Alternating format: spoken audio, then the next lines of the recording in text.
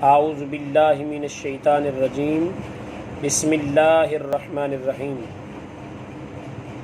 اہل محبت میں سے کثرت سے احباب نے رابطہ فرمایا کہ آج کے رات کے حوالے سے کچھ نہ کچھ معمولات گوش گزار کر دیے جائیں۔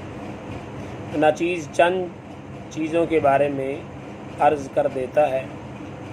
نمبر 1، آج کی رات اللہ رب العزت کی بارگاہ میں معافی طلب کریں، اپنے گناہوں کی معافی مانگیں، گڑ گڑائیں، روئیں، حتی الامکان جتنی عاجزی انکساری کا اظہار ہو سکے وہ کریں، اور ان کلمات کے ساتھ معافی مانگیں جو کلمات کریمہ کا علیہ الصلوۃ والسلام نے حضرت امی عائشہ صدیقہ رضی اللہ تعالی عنہا جو کریمہ کا علیہ السلام کی زوجائے محترمہ ہیں ان کو سکھائے، اور وہ کلمات یہ ہیں، ان کلمات کو زبانی یاد کر لیں۔ اللہم انک عفو تحب العفو فاعف عنی، کلمات تو اتنے ہی ہیں، اس کے ساتھ برکت کے لیے اللہ کا صفاتی نام یا غفور یا غفور یا غفور یہ بھی لگا لیں تو برکت اور زیادہ ہو جائے گی۔ نمبر 2، جو معافی مانگنی ہے وہ معافی کی تمام شرائط کے ساتھ معافی مانگیں۔ توبہ کرنی ہے، تمام شرائط کے ساتھ توبہ کریں۔ توبہ کی چند شرائط یہ ہیں۔ نمبر 1، اپنے جرم کا اللہ کی بارگاہ میں اقرار کر لینا اور اللہ کی بارگاہ میں بطور خود کو مجرم پیش کرنا۔ نمبر 2، جو جرم کیے ہیں، جو اوامر و نواہی میں کوتاہی کی ہے، اس کے بارے میں حتی الامکان زیادہ سے زیادہ اظہار شرمندگی کرنا۔ نمبر 3، آئندہ ان گناہوں کو نہ کرنے کا پختہ عزم کرنا۔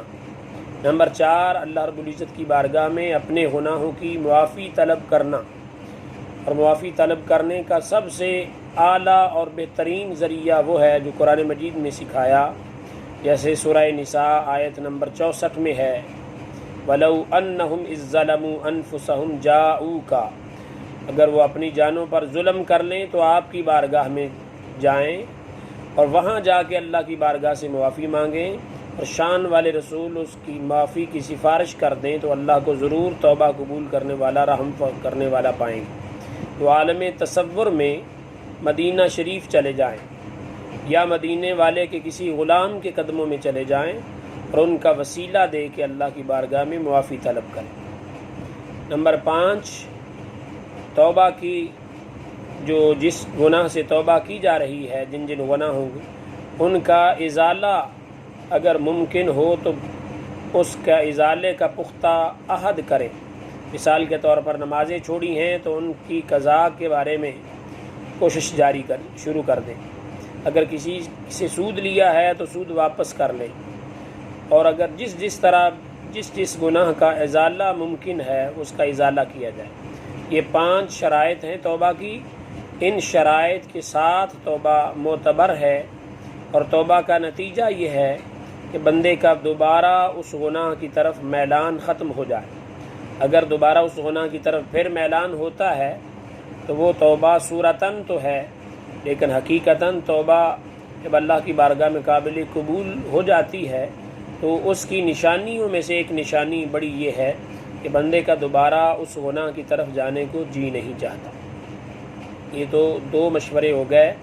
نمبر 1، توبہ کریں، اور نمبر 2، 5 شرائط کے ساتھ توبہ کریں۔ نمبر 3، اس رات میں 4 یا 12 یا 20 رکعتیں اس طریقے پڑھیں کہ سورہ فاتحہ کے بعد 3 بار سورہ قدر انا انزلناہ فی لیلۃ القدر، اور 11 بار سورہ اخلاص پڑھیں۔ اس طرح 4 رکعتیں پڑھ سکتے ہیں 4 پڑھ لیں، 12 پڑھ سکتے ہیں 12 پڑھ لیں، 20 پڑھ سکتے ہیں 20 پڑھ لیں، 2 کر کے پڑھنی ہے، اور ہر رکعت میں سورہ فاتحہ کے بعد 3 بار سورہ قدر اور 11 بار سورہ اخلاص یعنی قل هو اللہ شریف پڑھنی۔